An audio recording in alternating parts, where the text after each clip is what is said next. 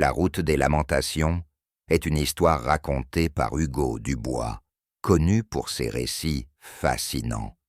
Partout dans le monde, il existe des histoires de routes hantées ou maudites. Nous en avons tous entendu parler d'une, et peut-être même avons-nous traversé l'une d'elles sans le savoir. Mais quand on sait qu'elle est hantée, on ne peut plus la traverser paisiblement. Cette histoire est arrivée à un voisin et est très célèbre dans ma ville. Elle est si réelle que l'on peut encore voir Javier, avec la marque qu'il porte, nous rappelant de ne jamais passer la nuit sur la route des lamentations.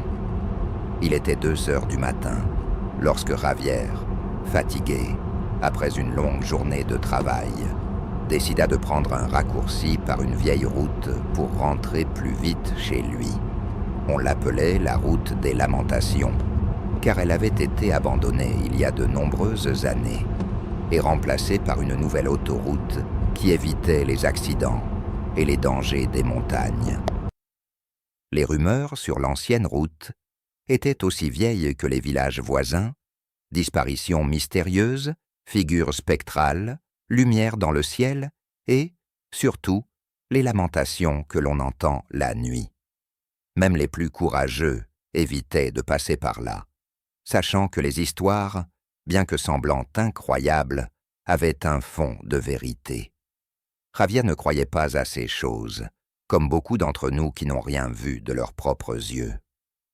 Il conduisait sa vieille Volkswagen sur cette route solitaire à 2 voies, qui devenait plus étroite entre les montagnes et près des précipices.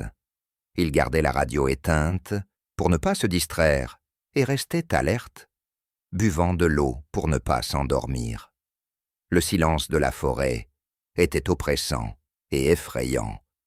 La seule lumière provenait des phares de la voiture, qui illuminaient l'asphalte et les arbres d'une manière qui faisait que les ombres semblaient des figures étranges. À mesure qu'il avançait, des choses étranges commencèrent à se produire. Les lumières de la voiture semblaient moins efficaces, comme si l'obscurité devenait plus dense. Javier devait se concentrer pour ne pas tomber dans un trou ou sortir de la route. Puis il entendit le premier lamento, qui ressemblait davantage à un murmure, des chuchotements doux et presque inaudibles qui semblaient venir de partout. « Arrête, arrête !» disait la voix qui semblait venir avec le vent. Javier n'allait pas s'arrêter, surtout avec quelque chose d'étrange à l'extérieur de la voiture. Il continua à conduire et regarda dans le rétroviseur, seulement pour voir une obscurité sans fin.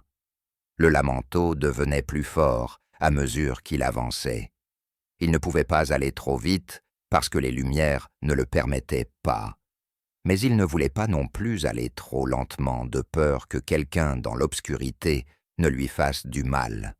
Soudain, une sensation de froid envahit la voiture, comme si l'air s'était soudainement refroidi. Les mains de Javier sentaient le volant de plus en plus froid, et le siège devenait plus dur, comme s'il était en béton. Il accéléra pour laisser cette sensation perturbante derrière lui. Soudain, une silhouette apparut au milieu de la route, et Javier freina brusquement. La voiture s'arrêta à quelques centimètres de l'obstacle. En focalisant les phares, il vit que c'était une poupée faite de bâtons, de pierres et de tissus, formant une figure usée, comme un totem humain. Il décida de reculer pour mieux éclairer la poupée, et vit qu'elle avait une expression terrifiante, peinte sur un tissu blanc. Le cœur de Javier battait fort pendant qu'il regardait la poupée, qui n'était pas là quelques secondes plus tôt. « Quelqu'un l'a mise là pour me faire arrêter », pensa-t-il. Il voulut accélérer pour partir, mais la voiture ne répondit pas. Puis, les lamentations derrière lui devinrent des voix désespérées. « Aide-nous, ne t'arrête pas, pars, emmène-moi avec toi, délivre-nous du mal. » C'étaient des supplications et des lamentations qui se répétaient à l'intérieur et à l'extérieur de la voiture tandis que Javier essayait de démarrer le moteur pour partir rapidement. La peur s'empara de lui. Désespéré, il sortit de la voiture. L'air dehors était glacé et les chuchotements étaient encore plus forts, presque assourdissants. Javier, debout, au milieu de la route, regardait frénétiquement autour de lui, à la recherche d'un signe de vie ou d'une explication, mais ne voyait que l'obscurité et les arbres qui semblaient se rapprocher. Soudain, il sentit une main froide et squelettique agripper son bras. Il cria et se libéra pour voir qu'il n'y avait personne. La peur, le froid et l'obscurité jouaient avec son esprit. Il pouvait sentir chaque poil de son corps hérisser. Son cœur battait rapidement, sa mâchoire tremblait et ses mains bougeaient frénétiquement. Les lamentations qui étaient auparavant des chuchotements étaient maintenant des cris de détresse, et la figure d'une femme fantomatique apparut devant lui. Ses yeux vides le fixaient, et sa bouche se mouvait dans un cri silencieux, de douleur. Javier était sûr que les histoires étaient vraies. Les fantômes existent, les bruits étranges, les voix venant de nulle part. Tout ce qu'il pensait être des contes pour effrayer les gens était réel, et cela lui arrivait. Il courut vers la voiture, mais quelque chose le frappa par derrière, et il tomba. Il se releva rapidement, paniqué. Il réussit à entrer dans la voiture et à verrouiller les portes avec force. Le moteur démarra miraculeusement et Javier accéléra, laissant derrière lui la poupée et la figure spectrale. Sur le reste du chemin, il ne pouvait pas différencier entre les lamentations qu'il avait entendues derrière lui et ses propres sanglots. Il savait qu'il avait échappé à quelque chose de très mauvais et voulait rentrer chez lui. Il ne voulait pas inquiéter sa famille, avec une histoire difficile à croire.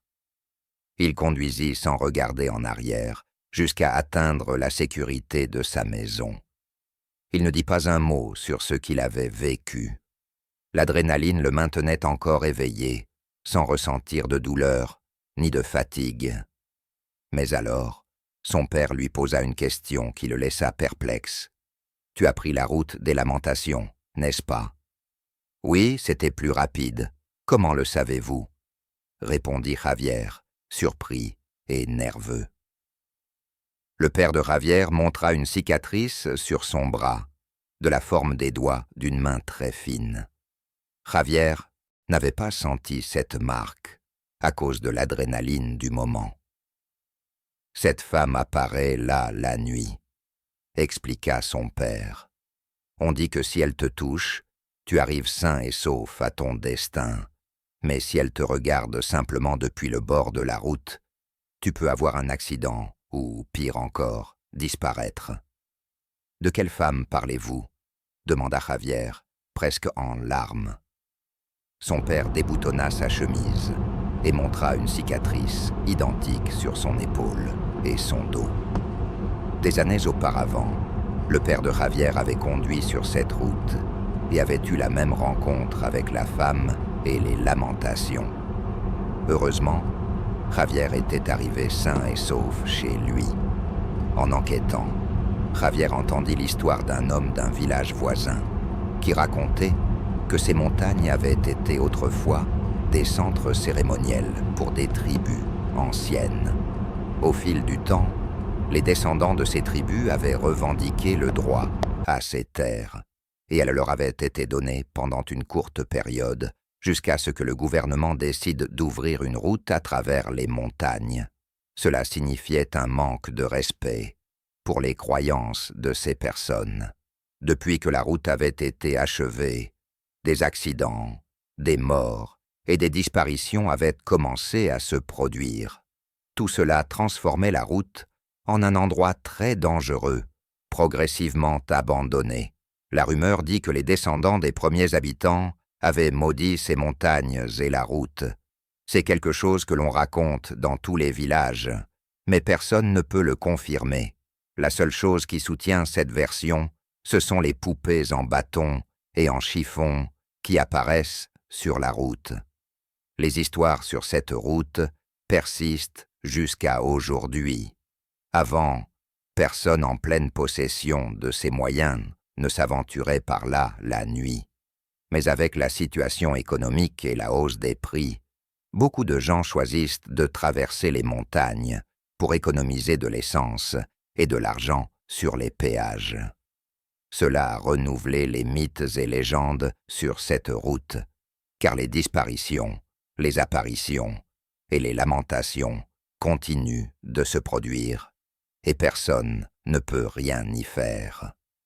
Javier n'a presque plus reparlé de cette nuit, mais les lamentations et le visage de cette femme ne quitteront jamais son esprit, lui rappelant que dans l'obscurité de la route, quelque chose guette, quelque chose qui ne devrait jamais être réveillé.